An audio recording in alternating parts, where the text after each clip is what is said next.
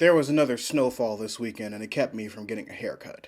So it looks like you're just going to have to deal with vagabond Readus for another week.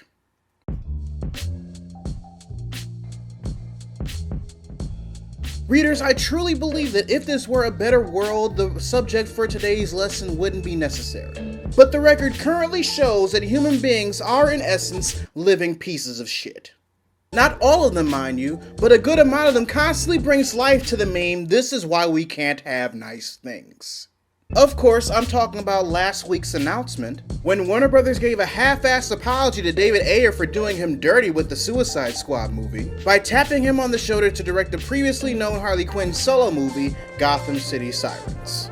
Now, as you can probably tell by looking at the thumbnail and the title of this video, I'm not here to talk about the behind-the-scenes shit that caused Warner Brothers to finally decide to do right by Ayer. Nor am I here to talk about Will Smith wanting to be in Gotham City Sirens despite getting a Deadshot spin-off, which I will talk about in a later video. Do not despair, readers. I'm here to talk about why it's extremely important for Harley and Poison Ivy to kindle their comic equivalent romance in this movie. Both their friendship and their relationship has been addressed multiple times, in multiple ways, and on multiple platforms. From Harley Quinn's debut in Batman the Animated Series to her current role in DC Rebirth, the two have always been extremely close. And from what we've both seen and read, is one of the healthiest relationships that Harley has ever been in. Now, I know what you're thinking, but Laron, what about the Joker? Isn't their relationship supposed to be the OTP? So I have every bit of confidence that everybody currently watching this knows this already, but let me just state this for the readers in the back. Joker and Harley are not #relationship goals.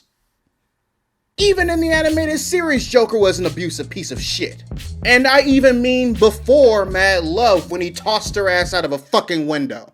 And you can't trust the Suicide Squad movie, not even the extended cut, because it's the extended cut of the product that we received in the theaters. They romanced the fuck out of their relationship in that movie, and the studio made sure you would never see the footage of Joker being abusive to Harley Quinn because of it. Which is why I'm honestly surprised that Warner Brothers is going through with the Gotham City Sirens movie with David Ayer directing it.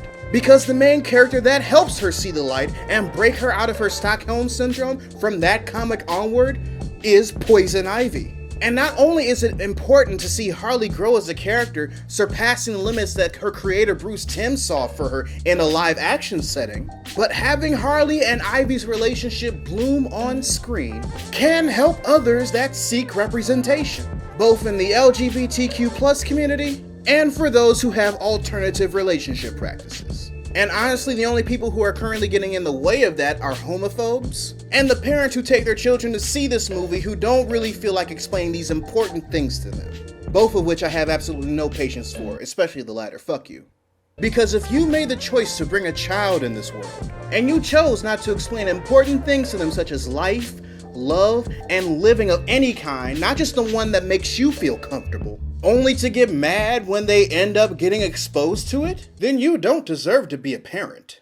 You're just as bad as those fucks who rely on television and video games to be a pacifier for their kids because they don't feel like dealing with them, and then blame the medium as the reason why they're acting up, which is ironic. Because lately the mediums do a way better job at explaining the things that parents are uncomfortable telling their kids about. How dare this movie exist? This is supposed to be about superheroes. I'm not ready to explain to my child what lesbians are. Mommy, can I watch the newest episode of Steven Universe? Sure, whatever, just shut up, mommy has a headache. And to the homophobes and those who approve of Joker's abuse of Harley,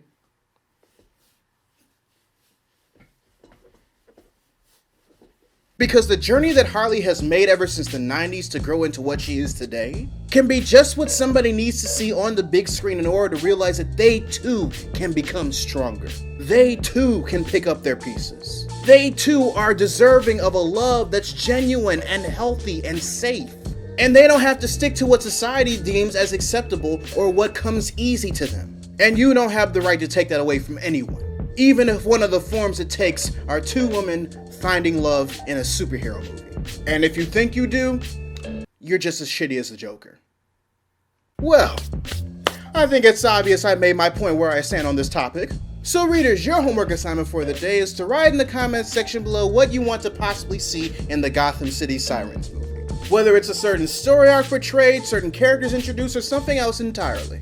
Also, be sure to press the subscribe button and turn on notifications, because I post new videos every Monday, Wednesday, and every other Friday. But until then, this is Readus 101. Class dismissed.